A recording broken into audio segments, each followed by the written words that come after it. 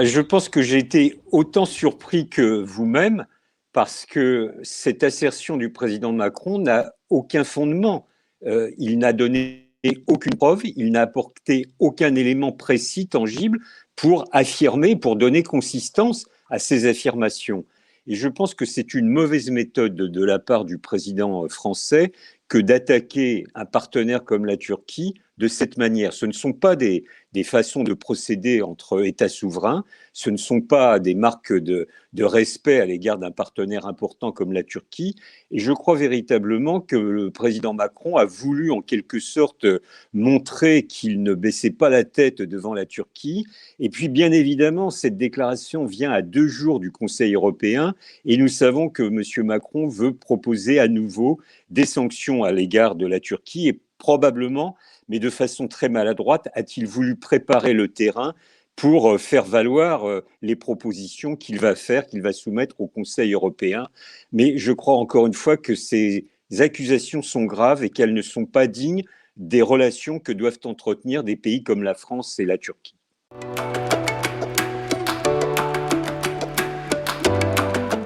Écoutez, les relations, elles sont évidemment dans une situation très préoccupante. Moi, je suis de ceux qui militent en faveur de la fluidification des relations entre nos deux pays. Je suis pour développer le partenariat sur tous les sujets possibles entre la France et la Turquie. Or, force est de constater que depuis déjà plusieurs années, cela s'est manifesté depuis la présidence de M. Sarkozy, ça s'était un peu amélioré à l'époque de M. Hollande et de nouveau, ces relations se sont considérablement dégradées depuis plusieurs années avec l'arrivée de M. Macron.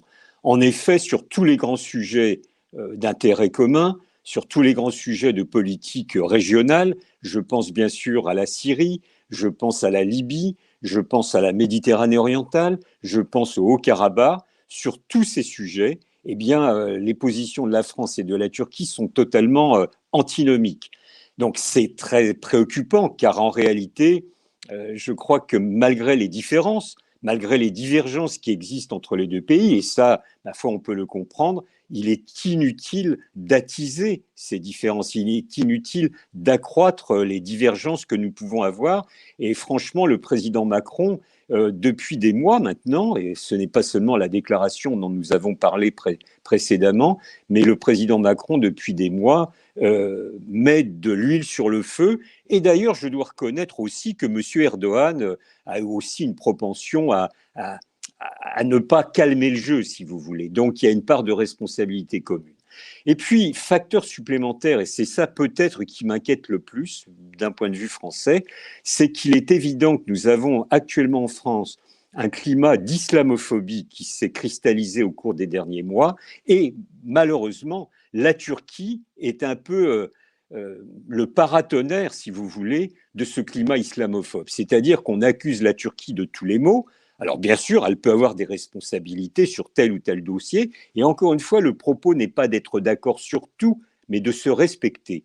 Et ce que je ne supporte pas, c'est que dans ce climat d'islamophobie, eh bien, on instrumentalise la Turquie pour illustrer le danger que représenterait l'islam.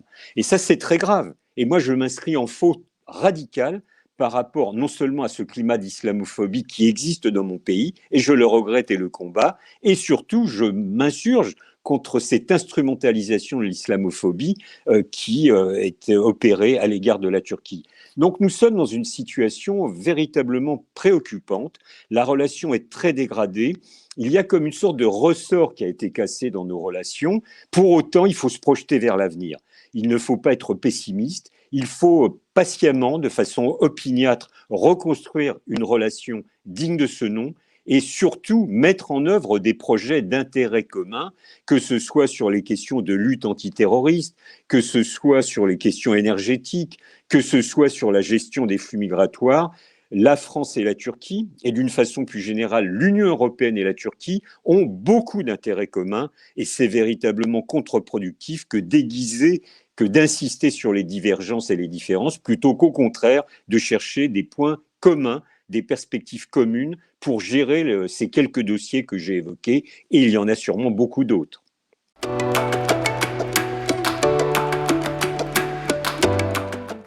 La France, en réalité, ça a été très clair au cours du deuxième semestre de l'année dernière, en 2020, s'est portée en soutien de la Grèce de façon peut-être un petit peu trop rapide. Alors, M. Macron a prétendu que la Grèce, membre de l'Union européenne, devait être défendue contre toutes les agressions. Mais que je sache, il n'y avait pas d'agression de la Turquie. Là encore, je pense que certains discours et certaines déclarations de M. Erdogan étaient, je trouve, trop bellicistes, trop guerrières. Mais ça, c'est la forme. Moi, ce qui m'importe le plus, c'est le fond. Et le fond, il suffit de regarder une carte de géographie, on peut aisément comprendre que la Turquie ne peut pas mécaniquement appliquer le droit maritime international. Comment peut-on imaginer une seule seconde que la Turquie serait le seul pays, le seul État de la Méditerranée orientale qui ne peut pas jouir des ressources d'hydrocarbures et de gaz qui ont été découvertes et qui seront découvertes de façon plus massive dans les mois ou les années à venir.